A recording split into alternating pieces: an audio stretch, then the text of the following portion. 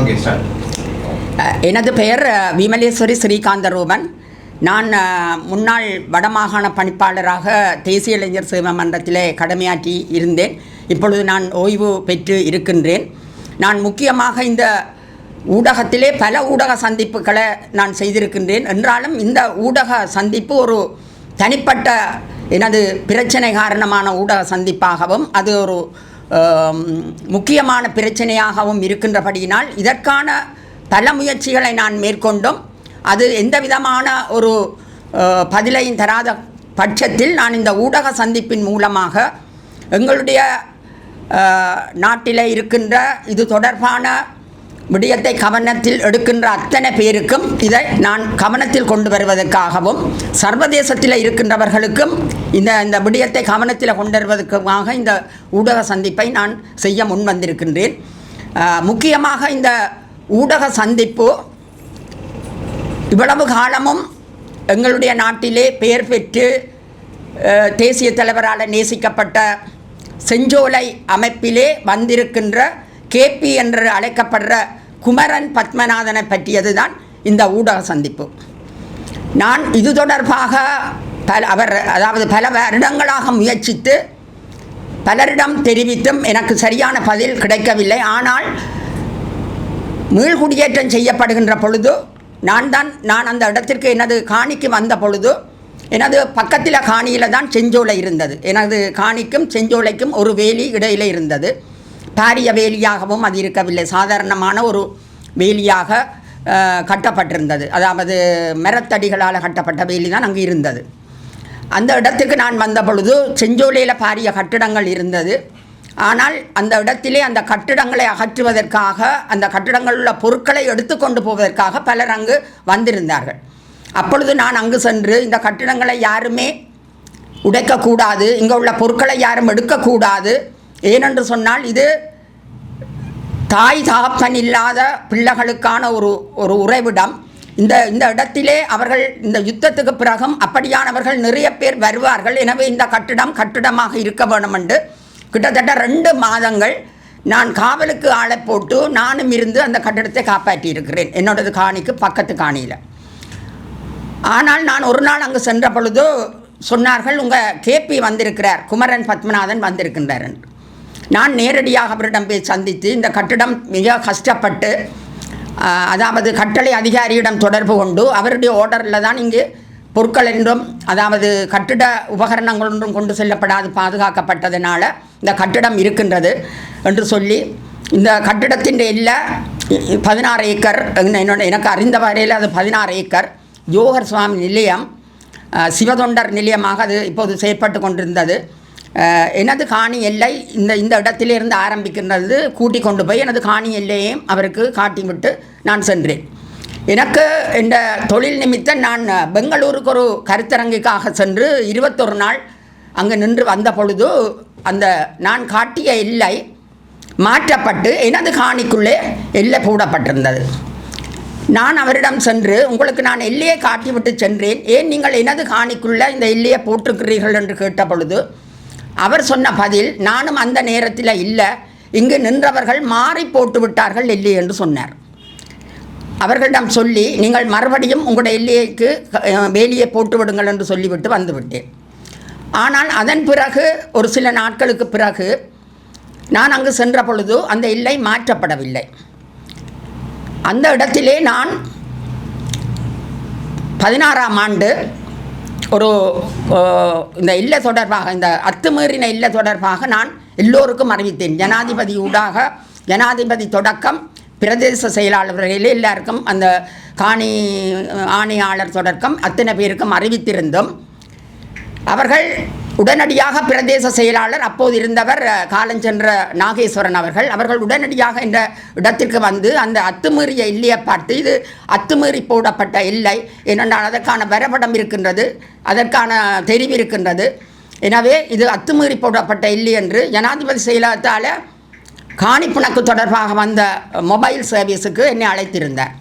ஆனால் அங்கு குமரன் பத்மநாதனும் அழைக்கப்பட்டிருந்தார், அவர் வரவில்லை. நான் போன பொழுது அங்கு 2 சிறுமிகள் மட்டும் வந்திருந்தார்கள். அந்த இடத்திலே எனக்கு தரப்பட்ட கடிதம் இருக்கின்றது. இந்த எல்லை பிரச்சனைக்கு தருவோம் என்று எழுதி இந்த விடயங்களால் இந்த அத்துமீறின செயற்பாட்டுக்கு நாங்கள் தீர்வு தருவோம் என்று ஒரு கடிதத்தை தந்திருத்தார்கள். இந்த கடிதம் கரைச்சி பிரதேச செயலகத்தில் எனது கோவையில் இருக்கின்றது. இந்த கடிதம் இதில் அத்தனை விஷயங்களும் எழுதப்பட்டிருக்கிறது. இது யாருக்கு சொந்தமானது, விமலேஸ்வரிக்கு இந்த இடம் சொந்தமானது, சிவதொண்டர் நிலையத்துக்கு அந்த லீஸில் பெறப்பட்ட இடம்தான் ஜோவர் சுவாமி நிலையம். இப்படியான எல்லா விஷயங்களும் இதில் எழுதப்பட்டிருக்குது.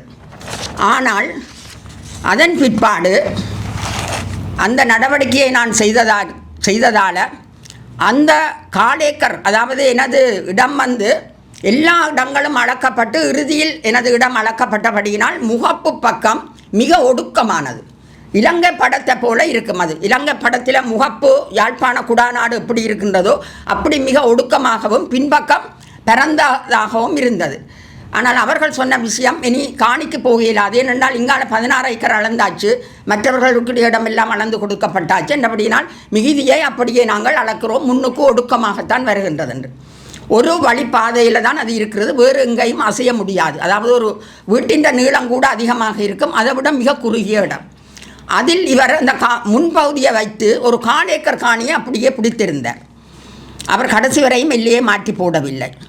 அதன் பிறகு நான் வேறு ஒரு விடயத்திற்காக அதாவது எனது நிறுவனத்தினூடாக வேறு ஒரு சிங்கப்பூருக்கு சென்றிருந்த நேரம் அந்த இடத்திலே 10 மலசல கூடங்களை அவர் கட்டியிருக்கிறார். நான் கதவை திறந்து போனால் மொழிவியலத்துக்கு இருக்கிறது அந்த மலசல கூடங்கள். 10 மலசல கூடங்களையும் கட்டி அந்த மலசல கூடங்களின் கழிவுகள் செல்றதுக்கு இன்னும் என்னோட காணிக்குள்ளேயே அந்த மலசல கூட கழிவுகளை விட்டிருந்தார். எதுவுமே செய்ய முடியாது. ஏனென்றால் அவர் மஹிந்த ராஜபக்ஷவின் செல்ல பிள்ளை. அது எனக்கு நன்றாக தெரியும். இந்த ஆயுத கொள்வனவில் தாய்லாந்தில் இருந்த இந்த குமரன் பத்மநாதன் எதற்காக செஞ்சோலைக்கு கொண்டு வரப்பட்டார் மஹிந்த ராஜபக்ஷால? செஞ்சோலைக்கும் இந்த குமரன் பத்மநாதனுக்கும் என்ன தொடர்பு? எதற்காக மஹிந்த ராஜபக்ஷ செஞ்சோலையில் இவரை கொண்டு வந்து போட்டு இவருக்கான ஒரு ஹவுஸ் அரெஸ்ட், அதாவது வீட்டு காவலில் இவர்களுக்கு 7-8 பேரை போட்டு இவரை காவலிலே வைத்திருக்கிறார்கள். இதற்காக இவரும் அதற்கு உடன்பட்டிருக்கிறார். யாரும் எதுவும் அவரை பற்றி கதைக்க முடியாது. அந்த இடத்திலே எந்த ஒரு நபரும் உள்ளட்டு என்ன நடக்குது என்று பார்க்க முடியாது. ஒரு சொல்லப்போனால் என்னை பொறுத்தளவில் அது ஒரு கைலாசத்தில் நித்யானந்தா இருந்த மாதிரியான ஒரு நிலைமையில் தான் அந்த செஞ்சோலை இன்றைக்கு இருக்கின்றது. பல தரம் நான் முயற்சித்தும் சரி ஒரு தீர்வு கிடைக்கும் என்று எழுதி தந்திருக்கிறார்கள். எல்லைக்கு ஒரு தீர்வு நாங்கள் தருவோம் என்று எழுதி தந்திருக்கிறபடியால் தீர்வு கிடைக்கும் மட்டும் நான் பொறுமையாக இருந்தேன். ஆனால் நாங்கள் போகின்ற நேரம் நான் அங்கே அந்த இடத்திலே இருக்க முடியாத நிலை, வீடு எல்லாம் இடிபட்டு போயிட்டது, கிணறு அடிபட்டு போய்விட்டது, பல அனர்த்தங்கள் அங்கே நடந்திருந்தது. எனவே அங்கே உடனடியாக தங்கி நிற்க முடியாதால் கொஞ்சம் கொஞ்சம் வீட்டை திருத்தி தங்கி நிற்பதற்கான ஏற்பாடுகளையும் நான் செய்து, நான் போகிற நேரங்களில் அதாவது கிழமையில் 2 நாள் 3 நாள் போனாலும் வேலை நிமித்தம் நான் வவுனியாவில் இருந்து கிழமையில் 2-3 நாள் வேலையாக்களை கூட்டி கொண்டு போனாலும் நான் போகாமல் இந்த ஒரு வேலையாக்களையும் அங்கே அனுமதிக்கிறேன் இல்லை நான். ஏனென்று சொன்னால் சில நேரம் இவர்கள் திட்டமிட்டு பக்கத்தில் பெண்கள் செஞ்சோலை இருக்கிறது, இவர்கள் அப்படி செய்கிறார்கள் இப்படி செய்கிறார்கள் என்று குற்றத்தை போட்டு எங்களை வெளியேற்றி விடுவார்கள் என்றதால் நான் அந்த இடத்துல போய் நின்றுதான் அந்த அலுவல்களை மேற்கொள்ளுவேன். உங்களுக்கு ஆதாரத்தோட நிரூபிக்கையிலும் அந்த செஞ்சோலையிலிருந்து எங்களோட காணிக்குள்ள வீசப்பட்ட பொருட்கள் நான் நினைக்கின்றேன் 2 டசனுக்கு 16ஆம் ஆண்டிலிருந்து இன்று வரையும் ஒரு 3-4 டசனுக்கு மேற்பட்ட 30-40 டசனுக்கு மேற்பட்ட கைப்பிடி சில்வர் கோப்பைகள், 20-30க்கு மேற்பட்ட சாப்பாட்டு கோப்பைகள், புத்தம் புதிசு கொம்பாசுகள், ஒரு நாளும் போடப்படாத எத்தனையோ அழகான சுரிதார் 3000-4000 பெறுமதியான சுரிதார் உடுப்புகள், சால்வைகள், பெட்ஷீட். கடந்த 2 மாதத்தில் நான் 10 பெட்ஷீட்டு என்ற காணியில் எடுத்தேன். அத்தனையும் புதிய பெட்ஷீட்டுகள், சுருட்டு இங்கால் எறிந்திருந்தார்கள். அந்த பெட்ஷீட்டை எல்லாம் போட்டு லோன்ரியில் கொடுத்து எடுத்து வச்சிருக்கிறேன். அவ்வளவும் மிக விலையான பெட்ஷீட்டுகள். மெத்த கூட நேற்று வரையும் மெத்த கூட எங்களோட காணிக்குள்ளே போடப்பட்டிருக்கு. ஒரு கட்டிலுக்கான ஒரு மெத்த வாங்குறதுக்கே எவ்வளவு விலை. ஒரு மெத்த கவரோட எங்களோட காணிக்குள்ளே தூக்கி போடப்பட்டிருக்கிறது. நேற்று புது உடுப்புகள் போடப்பட்டிருக்கிறது. என்ன கழிவுப் பொருட்களும், அதாவது பெண்களால் பாவிக்கப்படுற கழிவுப் பொருட்கள் முக்கியமாக கோட்டெக்ஸ் தொடக்கம் அப்படியே வீசி விடுவார்கள் எங்களோட காணிக்குள்ள. எந்த விதமான ஒரு நிர்வாக கட்டமைப்பும் இல்லாமல் ஒரு சமூகத்தை சீரழிக்கிற ஒரு பிள்ளைகளாக அங்கே இருக்கிறவர்கள் வளர்க்கப்படுகிறார்கள். நான் பல தடவை அங்கே இருக்கின்ற மேற்றனை கூப்பிட்டு காட்டியிருக்கிறேன், பிள்ளைகளை கூப்பிட்டு காட்டியிருக்கிறேன், படம் எடுத்து காட்டியிருக்கிறேன், நிறைய பேருக்கு அதை சொல்லியிருக்கிறேன். ஆனால் அவர்கள் கேட்பதாகவே இல்லை. ஏனென்றால் அவர்கள் அப்படித்தான் வளர்க்கப்படுகின்றார்கள். இதனால் நான் நிறைய சர்வதேசத்தில் இருக்கிற அந்த அவர்களுக்கும் சொல்லியிருக்கிறேன். இவரோட தொடர்பு பட்ட சில பேர் எனக்கு தெரியும், அவர்களுக்கும் நான் சொல்லியிருக்கிறேன். இப்படியான விடயங்கள் எல்லாம் அங்கே நடந்து கொண்டிருக்கின்றது. ஆனால் இதற்குமே அவர்கள் இன்று வரையும் அவர்கள் செய்ததை செய்து கொண்டிருக்கிறார்கள். நேற்று கூட நான் அங்கே போய்க்க கிளிநொச்சி ஆஸ்பத்திரியில் மருந்துக்கு எவ்வளவு தட்டுப்பாடான நேரத்தில் கூட 3 பேக்கெட் மருந்துகள் ஒரு நாளும் ஒரு குளிசை கூட பாவிக்கப்படாமல் 3 நாளைக்கு கொடுத்த 3 பேக்கெட் குளிசைகள் இப்போ நான் கொண்டு வந்திருக்கிறேன். 3 குளிசை பேக்கெட்டுகளும் அப்படியே எங்கட காணிக்குள்ள இருந்தது. நீங்கள் வேணும் என்று சொன்னால் என்னுடைய 6 பேர் வேலைக்கு வருவார்கள் அங்கு.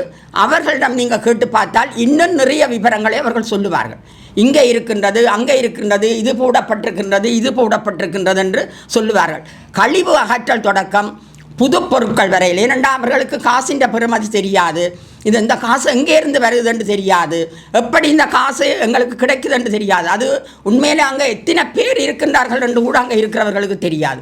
எத்தனை பேருக்கு தாய் இருக்கு தாப்பன் இருக்கின்றது தெரியாது. எத்தனை பிள்ளைகள் தாய் தாப்பன் இல்லாத பிள்ளைகள் அங்கே இருக்கின்றார்கள் என்றது கூட தெரியாது. அப்படி ஒரு மறைமுகமான திரையில், ஒரு முகமூடி அடைஞ்ச திரையில் தான் குமரன் பத்மநாதன் இருக்கின்றார். ஆனால் நான் நேற்று எனக்கு சுயினம் காரணமாக நான் போன கிழமை செல்ல முடியவில்லை. நேற்று அங்கே போன பொழுது சட்டவிரோதமாக எனது காணிக்குள்ள மதிலை கட்டியிருக்கிறார். எனது காணிக்குள்ள மதிலை கிட்டத்தட்ட 40 அடி தூரத்துக்கு அந்த மதில் கருங்கல்லால் கீழே கருங்கல் அத்திவாரம் போட்டு கல் அடுக்கி அந்த மதிலை கட்டியிருக்கிறார் எனது காணிக்குள்ள. அவர் ஜனாதிபதிக்கும் பயம் இல்லை, யாருக்குமே பயம் இல்லை. நான் நினைத்தேன் இவ்வளவு காலமும் மஹிந்த ராஜபக்ஷ என்ற செல்ல பிள்ளை என்றபடியினால் எந்த இடத்துக்கு போனாலும் நாங்கள் இதையுமே செய்ய முடியவில்லை. ஏனென்றால் முழு அதிகாரத்தையும் அவர் கொடுத்திருந்தார் குமரன் பத்மநாதனுக்கு. ஆனால் இந்த சமூக இந்த நிலையில் இன்றைக்கு கிளிநொச்சியில் நடந்த சிறுவர் சுஸ்பிரோகத்தை பற்றி தெரியும். எத்தனை அமைப்புகள் இருக்கிறது வடமாகாணத்தில், பெண்கள் அமைப்புகள். இந்த செஞ்சோலை பெண்கள் அமைப்பை பார்க்குறதுக்கு ஏன் ஒரு பெண்கள் அமைப்புக்கிட்ட அது பாரம் கொடுக்கப்படவில்லை? எத்தனை பெண்கள் அமைப்புகள் நிறைய வேலை திட்டங்களை செய்து கொண்டிருக்கிறார்கள். இவர் தான் செஞ்சோலையிலிருந்து இந்த பெண்கள் அமைப்புகளை, அங்கே இருக்கிற பெண்கள் எல்லாம் குழந்தைகள் அல்ல, எல்லாம் பருவ வயது கடந்தவர்கள். தன்னுடைய சொந்த பிள்ளையையே இங்கு தாப்பனோட விட்டுட்டு போகாமல் எத்தனை பேர் வெளிநாடுகளில் இருக்கிறார்கள் பெண்கள் அதாவது அங்கே இருந்து அவர்களுடைய மன உளைச்சல் எல்லாம் என்னுடைய பிள்ளையை விட்டுட்டு வந்து சொந்த தகப்பனையே நம்பிவிட இல்லாத நேரத்தில் இவ்வளவு பிள்ளைகளும் அங்கே இருக்கிறார்கள். ஆனால் அவர் செய்கிற அட்டூழியத்தை தாங்கவே முடியவில்லை. நான் பக்கத்தில் இருக்கிறபடியினால் அவர் இன்றைக்கு தான் 15ஆம் ஆண்டு தான் செஞ்சோலைக்கு வந்திருந்தார். ஆனால் எனக்கு செஞ்சோலை ஆரம்பித்ததிலிருந்தே எனக்கு செஞ்சோலையை தெரியும். அது பண்டத்திறப்பில் ஆரம்பிக்கப்பட்டது, பிறகு முல்லைத்தீவுக்கு கொண்டு போகப்பட்டது, இறுதியாகத்தான் என்னுடைய இடத்துக்கு அந்த செஞ்சோலை வந்திருந்தது.